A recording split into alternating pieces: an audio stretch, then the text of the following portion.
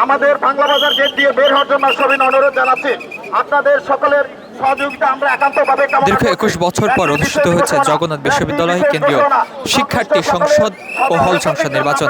এই নির্বাচনকে কেন্দ্র করে আমরা দেখেছি ক্যাম্পাসে উৎসবমুখর পরিবেশ কিন্তু বিরাজ করেছিল। সকাল 9টা থেকে শুরু হয়ে বিকাল 3টা পর্যন্ত ভোট গ্রহণ কার্যক্রম চলেছে এবং ইতিমধ্যে কিন্তু ভোট গ্রহণ কার্যক্রম শেষ হয়েছে।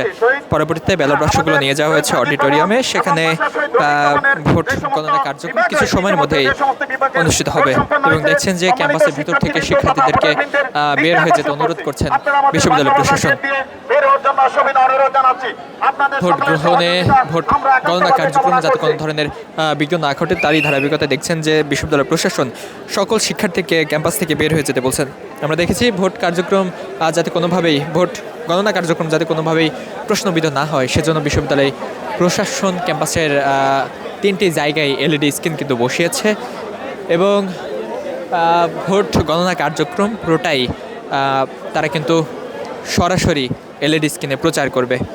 দেখছেন যে এই মুহূর্তে শিক্ষার্থীদেরকে ক্যাম্পাস থেকে বের হয়ে যেতে অনুরোধ করছে।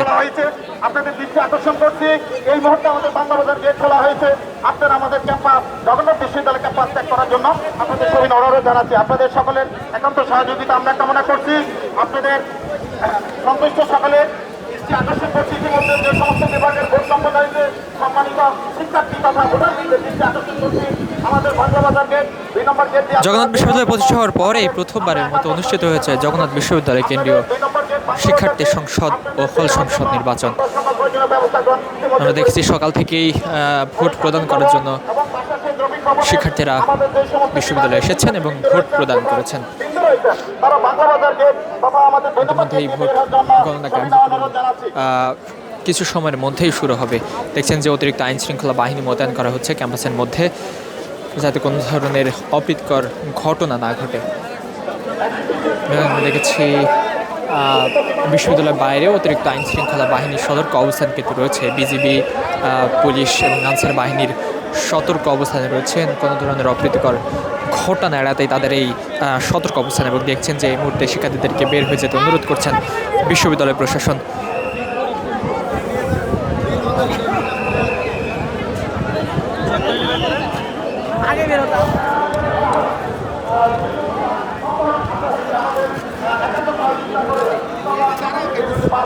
আপনাদের বের হওয়ার জন্য আমরা আমাদের আমাদের সমাজের শিক্ষকবৃন্দ রয়েছেন, ওনারা আছেন। ইনশাআল্লাহ আপনারা একটু ধৈর্য ধরেন, আপনারা আমাদের একান্ত সহযোগিতা করবেন। আপনাদের সকলের একান্ত সহযোগিতা আমরা কামনা করছি।